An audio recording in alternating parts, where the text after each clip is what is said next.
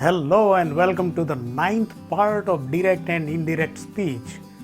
We have already learned how to transform assertive sentences, imperative sentences, interrogative sentences into indirect speech.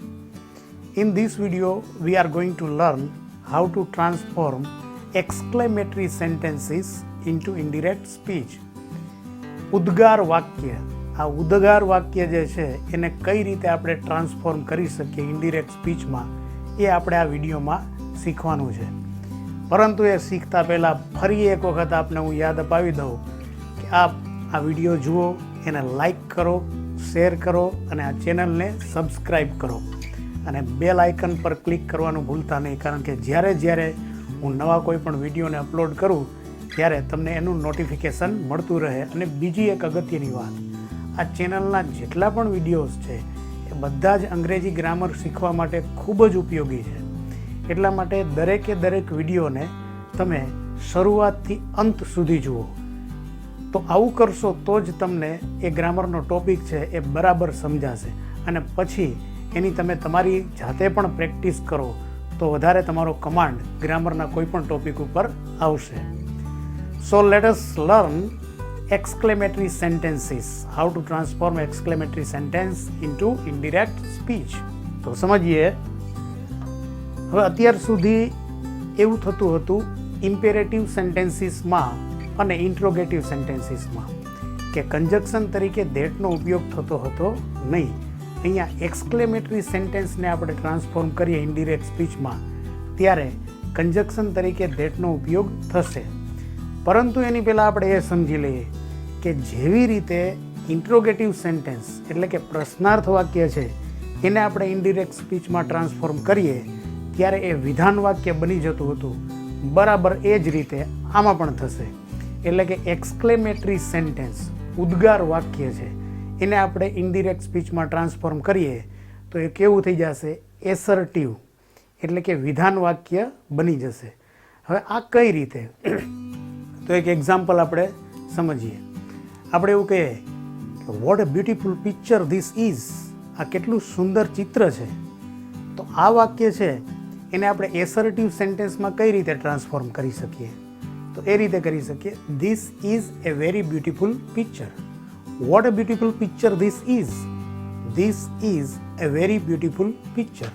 આ રીતે આપણે transform કરીએ છીએ.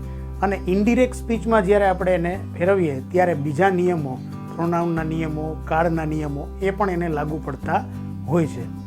હવે અહીંયા રિપોર્ટિંગ વર્બ કેવા હોય છે એ બહુ ઇન્ટરેસ્ટિંગ છે, એ પણ આપણે સમજી લઈએ. તો રિપોર્ટિંગ વર્બ તરીકે અહીંયા joy, sorrow, fear, anger, wonder, surprise, pain, applaud, regret, curse વગેરે જેવા શબ્દોનો ઉપયોગ થાય છે. પરંતુ એની આગળ એક્સક્લેમ્ડ પ્લસ વિથ, અહીંયા એક્સક્લેમ લખેલું છે. રિપોર્ટિંગ વર્બ સેઇડ હોય ડિરેક્ટ સ્પીચમાં તો એક્સક્લેમ્ડ થઈ જાય છે. એક્સક્લેમ્ડ વિથ એવું કરીને એક્સક્લેમ્ડ વિથ જોય, જોય એટલે કે આનંદ, સોરો એટલે કે દુઃખ, ફિયર એટલે કે ડર, એંગર એટલે કે ગુસ્સો. આ બધા લાગણીઓના નામ છે. તો આ બધી લાગણીઓથી આપણે ઉદ્ગાર કરીએ છીએ એટલા માટે એનો ઉપયોગ અહીંયા થાય છે. વન્ડર વિચારતા થઈ જવું કે શું થયું હશે. સરપ્રાઇઝ નવાઈ પામવું, આશ્ચર્ય થવું. પેઇન દર્દ થવું, દુઃખ થવું. એપ્લાઉડ તાળીઓના ગડગડાટથી વધાવી લેવું, અભિવાદન કરવું. રિગ્રેટ અફસોસ થવો અને વગેરે. કર્સ શ્રાપ આપવો. બરાબર, આપણે એવું કહીએ કે ભગવાન તારા ભૂકા કાઢે એટલે શ્રાપ કહેવાય છે, કાઠિયાવાડીમાં આવું કહેવાય છે. પરંતુ કોઈ પણને કાંઈ ખરાબ કહેવું એટલે કે શ્રાપ દેવો એને કર્સ એવું કહેવામાં આવશે. તો exclaimed with joy, sorrow, fear, anger, wonder, surprise, pain, applaud, regret, curse વગેરે આવા શબ્દોનો ઉપયોગ થશે રિપોર્ટિંગ વર્બ તરીકે. ફરી પાછું કહી જાઉં છું કે કંજક્શન તરીકે ધેટનો ઉપયોગ આ પ્રકારના વાક્યોમાં થાય છે. અને હા, વોટ અને હાઉથી આ એક્સક્લેમેટરી સેન્ટેન્સ શરૂ થતું હોય છે. વોટ અને હાઉથી જે એક્સક્લેમેટરી સેન્ટેન્સ બધા વાક્યો એનાથી જ શરૂ થતા હોય છે. તો ઇન્ડિરેક્ટ સ્પીચમાં જ્યારે આપણે એને ટ્રાન્સફોર્મ કરીએ ત્યારે વોટ અને હાઉ આર ઓમિટેડ, એટલે એની બાદબાકી થઈ જાય છે, એ એમાં પછી ઉપયોગમાં આવતા નથી. તો આ છે બેઝિક રૂલ્સ શેના? એક્સક્લેમેટરી સેન્ટેન્સને ઇનડિરેક્ટ સ્પીચમાં ટ્રાન્સફોર્મ કરવા માટેના. ફરી પાછું એક વખત યાદ અપાવી દઉં, કન્જક્શન તરીકે આમાં ધેટનો ઉપયોગ થાય છે અને એક્સક્લેમેટરી સેન્ટેન્સ એટલે કે ઉદ્ગાર વાક્ય છે એ ફેરવાઈ જાય છે વિધાન વાક્યમાં, અને બાકી બધા જે ફેરફારો થાય છે જેમ કે કાળ બદલે છે, બરાબર છે, પ્રોનાઉનમાં ફેરફાર થાય છે, એ બધા એમને એમ રહેશે. તો આપણે એક્ઝામ્પલથી સમજીએ exclamatory sentence. He said what a beautiful picture this is. મેં તમને જે એક્ઝામ્પલ હમણાં કીધેલું હતું એ જ એક્ઝામ્પલ છે આ. તો ઇનડિરેક્ટ સ્પીચમાં આપણે એને ટ્રાન્સફોર્મ કરીએ તો હી, અહીંયા આપણે સમજવાનું રહેશે what a beautiful picture this is. કેટલું સુંદર ચિત્ર છે આ. તો આ શું છે? ચિત્ર જોઈ અને માણસ વિચારતો થઈ જાય છે કે ઓહો જબરજસ્ત ચિત્ર છે, જોરદાર ચિત્ર છે, કેવી રીતે આને બનાવેલું હશે. તો અહીંયા કયા શબ્દનો ઉપયોગ થશે? હી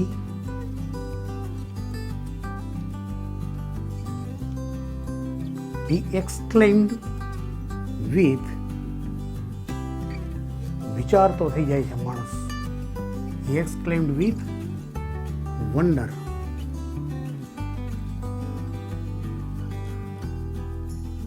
ધેટનો ઉપયોગ થાય છે. ધેટ હવે સમજવાનું છે ખાસ. ધેટ હવે અહીંયા વાત એ હતી કે what a beautiful picture this is. This is a very beautiful picture. આ એનું એસર્ટિવમાં રૂપાંતરણ. પરંતુ અહીંયા કાળ બદલી જશે અને ધીસનું થઈ જશે that.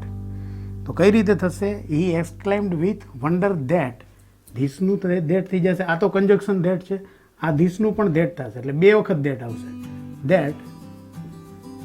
That was. Simple present tense ફેરવાઈ જશે સિમ્પલ પાસ્ટ ટેન્સમાં. તો કઈ રીતે થશે? ફરી પાછું જોઈએ. He exclaimed with wonder that was a very beautiful picture. આ રીતે એક્સક્લેમેટરી સેન્ટેન્સને આપણે ઇનડિરેક્ટ સ્પીચમાં ટ્રાન્સફોર્મ કરી શકીએ. બીજું એક એક્ઝામ્પલ સમજીએ. I said vote A big mistake I have done. મેં કહ્યું કે મેં કેવડી મોટી ભૂલ કરી નાખી છે. તો જ્યારે આપણે કોઈ ભૂલ કરીએ ત્યારે આપણને કેવા પ્રકારનો ભાવ થાય? અફસોસનો ભાવ થાય. અફસોસને ઇંગ્લિશમાં કહેવાય છે રિગ્રેટ. તો આ વાક્યને કઈ રીતે આપણે ટ્રાન્સફોર્મ કરી શકીએ? આઈ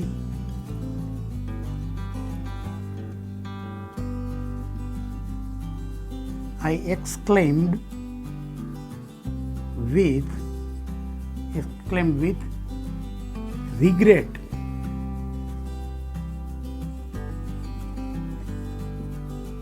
એટલે કે અફસોસની સાથે ઉદ્ગાર કરવામાં આવે છે. એક્સક્લેમ એટલે કે ઉદ્ગાર કરવો. તો આઈ એક્સક્લેમ્ડ વિથ રિગ્રેટ, કન્જક્શન તરીકે આમાં ધેટનો ઉપયોગ થાય છે. That vote A big mistake I have done. કેટલી મોટી ભૂલ મેં કરી નાખી છે. પ્રેઝન્ટ પરફેક્ટ ટેન્સ છે તો પાસ્ટ પરફેક્ટ ટેન્સમાં એ ફેરવાઈ જશે. I had done a very big mistake.